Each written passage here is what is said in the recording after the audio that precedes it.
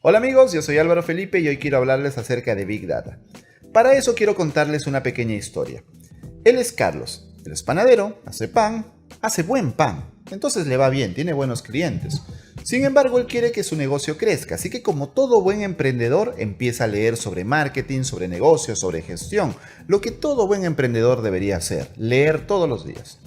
Así que de esta manera él comprende que debería guardar los datos de sus clientes para poder tener mejores relaciones, informarles cuando hay descuentos, ofertas, nuevos productos, eventos, etc. Ok, pero como él no sabe mucho de tecnología, los guarda en un documento de texto. Pero no tienen una estructura. Para un cliente le pone primero el apellido, luego el nombre, al siguiente cliente le pone primero el nombre, luego el apellido, a otro cliente le pone primero el correo, luego el apellido, luego la fecha de nacimiento. Todo es un desorden, mayúsculas, minúsculas, una locura. Pronto él mismo se da cuenta de que esto no es eficiente, demora mucho en encontrar una información porque todo está desordenado. Así que leyendo se entera que es mejor guardar todo esto en una hoja de cálculo porque ahí ya hay un orden, hay filas y columnas. Entonces en la columna 1 pone el nombre, en la columna 2 el apellido, en la columna 3 el teléfono celular, etc. Todo está mucho mejor. Pero un día conoce a un señor llamado Alexis Lozada. Y Alexis Lozada le dice: esto no es una base de datos, esto es una hoja de cálculo, tú necesitas una base de datos, Carlos. Entonces Carlos le dice: oye Alexis, yo he escuchado que Access es una base de datos, entonces muevo mis datos a Access. Y Alexis se enoja muchísimo peor y le dice: Access no es una base de datos, tú necesitas una base de datos, yo me encargo. Entonces Alexis diseña una base de datos que lo pone feliz y también pone feliz a Carlos, obviamente. Mejórate Alexis, hay bastantes bases de datos esperándote. Entonces Carlos ya tiene sus bases de datos, pero pronto se da cuenta que la información viene de muchos lugares aparte de esta base de datos. Los correos electrónicos que comparte con sus clientes, los mensajes que envía y recibe por las redes sociales, la información de sus ventas, la información de lo que le paga a sus empleados, la contabilidad en general, ¿no? Los datos de sus proveedores, qué proveedores tiene, qué productos le traen, cuánto les pagan, qué fechas vienen, qué créditos tiene, etc. La información de analíticas de su sitio web, cuántas visitas tiene, cuánto tiempo se quedan, de dónde lo están visitando, cómo llegan a su sitio, la información de su inventario, la información de los registros de su negocio, una gran cantidad de información que hace que en algún momento Carlos se quede así, sin saber qué hacer con tanta información. Ahora, Carlos es un pequeño empresario y ya está sintiendo que hay mucha información, pero también se da cuenta que si él fuera capaz de centralizar toda esa información que viene de diferentes fuentes y trabajarla como una sola información, es decir, saber que este cliente que me escribió por Facebook es este con el que tuve conversaciones por el correo electrónico y es este que tengo en la base de datos que me ha comprado este y este producto. De esa manera puedo definir el comportamiento de este cliente, pero obviamente están todos los datos por diferentes lugares y es muy complejo. Ahora imagínate el reto que tiene que asumir una gran empresa, un banco, una cadena de supermercados, una tienda por departamentos que tiene locales en varios países, una empresa de software con clientes a nivel mundial, una empresa de telecomunicaciones, etc. ¿Cuánta información ellos manejarán? Enormes cantidades de información que también están repartidos por distintos lugares. Esta es la esencia del Big Data. Pero antes de explicarte qué es Big Data de manera técnica, hablemos de la terminología. De esas palabras que vas a escuchar en el mundillo del Big Data, y es bueno que tú las conozcas. En primer lugar, los datos no estructurados. Son aquellos que no tienen una estructura definida, como Carlos poniendo los datos de sus clientes en un documento de texto y poniéndolos como caigan. No tienen una estructura. Sin embargo, igual son datos, igual es información importante. Tú dirás: sí, pero tú pusiste el ejemplo de Carlos porque él era un principiante en la tecnología. Nosotros no lo vamos a hacer. Nosotros siempre estructuramos nuestra información. Falso. Cuando envías un correo electrónico, el cuerpo de ese correo son datos no estructurados, a pesar de que hay información muy importante ahí. Documentos de texto, conversaciones por Slack, toda la información que guardas en tu sistema de gestión de proyectos, ya sea Asana, Trello, Jira, Wrike, etc. Todos esos datos no estructurados y son datos importantes de tu empresa. Además, tenemos los datos estructurados, que son los datos que ya se diseñan, como el ejemplo de Carlos pasando sus datos a una hoja de cálculo. Tenemos luego la base de datos. Llega Alexis y dice, tenemos que hacer una base de datos. Esto es un conjunto organizado de información, de datos estructurados, y existen los motores de base de datos, que es software que permite almacenar, procesar y extraer la información de estas bases de datos. También tenemos el término on-premise, que se usa para referirnos a las empresas que guardan sus datos e infraestructura en local, es decir, en sus propias oficinas. Han comprado computadoras, servidores, racks, han hecho el cableado, tienen un lugar específico para guardar todos esos datos. Eso es on-premise. Obviamente, en un momento determinado no había otra forma de hacerlo. Si tú querías guardar información, tenías que comprar equipos y ahí guardar la información y ahí procesar esa información. Sin embargo, esto es muy costoso. Necesitas un espacio físico que es costoso, necesitas comprar los equipos y saber que en determinada cantidad de años estos equipos se vuelven obsoletos y hay que renovarlos. Necesitas personal capacitado y especializado para manipular estos equipos. Es costoso realmente. El nuevo modelo es el cloud computing, que significa que todos estos servicios de cómputo estén en internet ofrecidos por una empresa. Las empresas más importantes de cloud computing son Amazon con AWS, Google con GCP y Microsoft con Azure. Entonces, ya no tenemos que tener esas grandes cantidades de equipos y gastar tanto dinero, sino que nuestros datos están almacenados en la nube se procesan, en la nube hay mucho poder de cómputo. Un mito muy común de la nube es decir que es la computadora de otra persona, y eso es absolutamente falso y quiero dejarlo muy en claro, nunca creas eso. El cloud computing es un conjunto de servicios de cómputo enormes, gigantescos, y un conjunto de servicios de cómputo escalables, es decir, que si se requiere más poder rápidamente puedes escalar. Un data warehouse es un gran almacén de datos. Estamos hablando de cantidades extremas de información, de petabytes de información.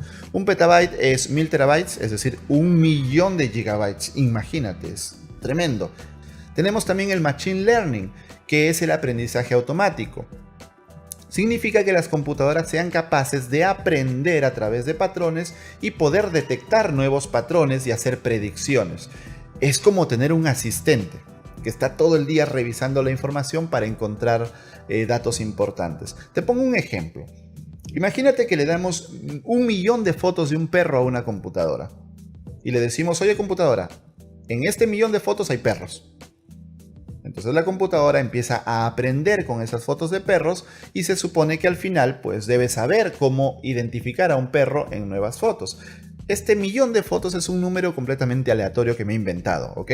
Pero luego de procesar estas fotos le damos una foto de un gato, de un caballo, de un león, de un perro o de algunos objetos, a ver si la computadora ya entendió y ya puede reconocer un perro. Ese es el principio de Machine Learning y se puede aplicar a muchísimas áreas, no solamente al Big Data. ¿Pero qué es Big Data? No lo hemos explicado de manera técnica hasta el momento. Big Data es un gran volumen de información de diferentes fuentes.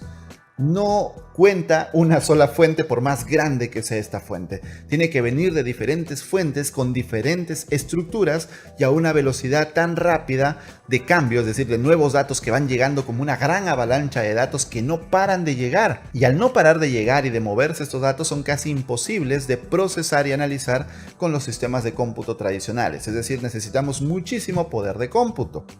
Es decir, cloud computing. El Big Data también se puede hacer on-premise con herramientas como Hadoop, pero actualmente la tendencia es irnos a la nube porque nos da más poder a menor costo. El Big Data debe cumplir con 5 Vs, o 5 Vs para los amigos de España. Estas 5 Vs son las siguientes: gran cantidad de información difícil de procesar con los medios tradicionales. Variabilidad, es decir, que los datos sean diferentes.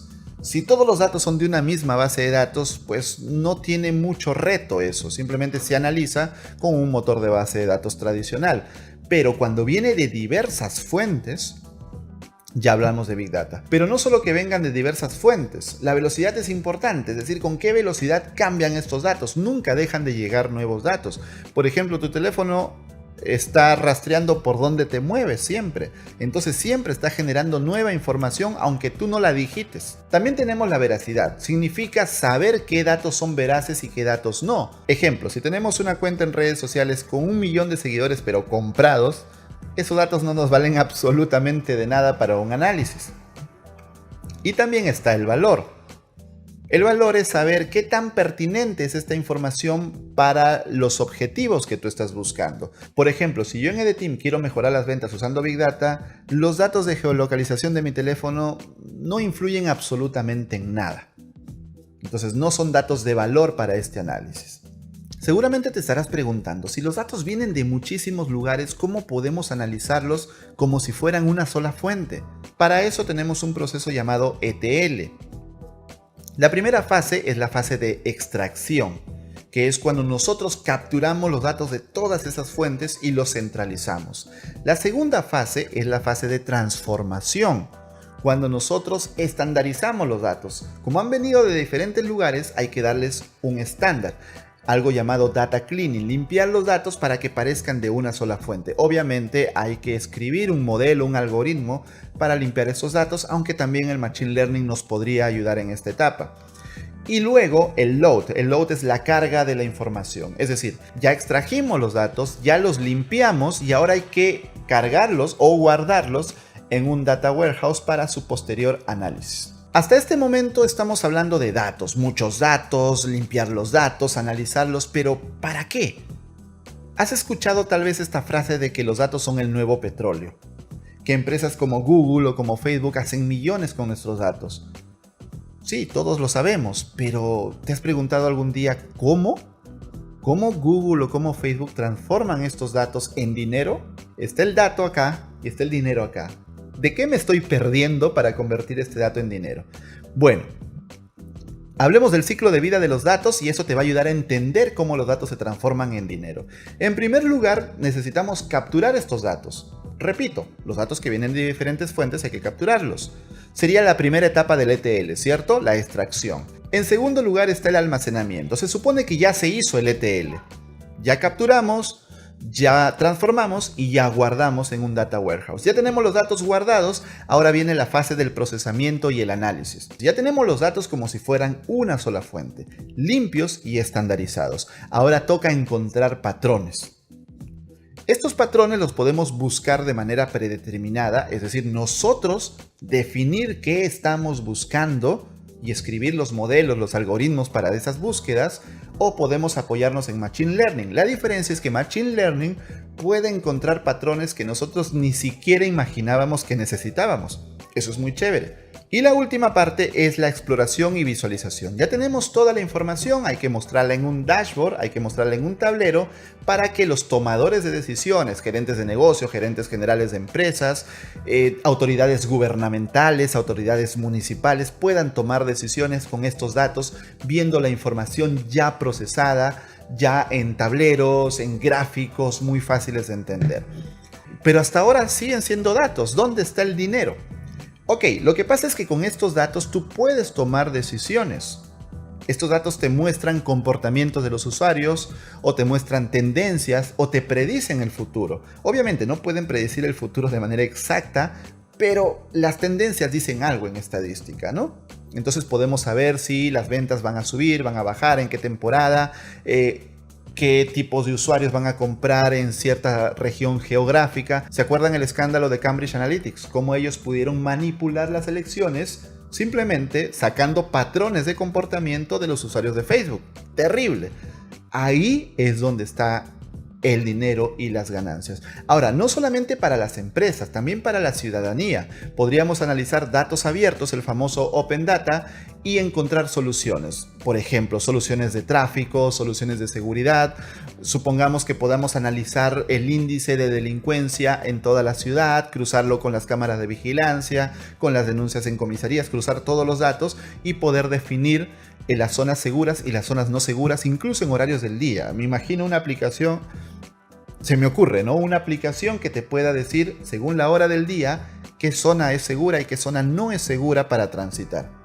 Y eso se puede hacer con Big Data, obviamente. Entonces, para resumir, el Big Data permite encontrar soluciones para los negocios o para la ciudadanía a través del análisis de grandes volúmenes de información usando gran capacidad de cómputo, principalmente con Cloud Computing y con Machine Learning. Si quieres saber más de Big Data y meterle las manos en la masa a este tema y no simplemente una presentación hablando del panadero y de ejemplos por encima, sino meterte a las tripas del Big Data, entender cómo se analizan los datos y ver realmente cómo se trabaja, te invito este 18 de mayo en Ciudad de México al EDCAM México 2019, donde Manu Rodríguez, nuestro profesor en Cloud Computing y Customer Engineer en temas de Cloud para Google, va a dictar el workshop Big Data on Google. Es un workshop de 3 horas completamente presencial. Lo vas a tener ahí al experto en cloud para preguntarle todo lo que quieras preguntarle y hacer que tu inscripción valga cada centavo. Si estás en México, te invito a ir a ed.team/México ahora mismo para adquirir tus entradas antes que se agoten. Y si no estás en México, te invito a ir a ed.team/Premium para actualizar tu cuenta y tener acceso a las grabaciones y materiales de este workshop. Nos vemos en México.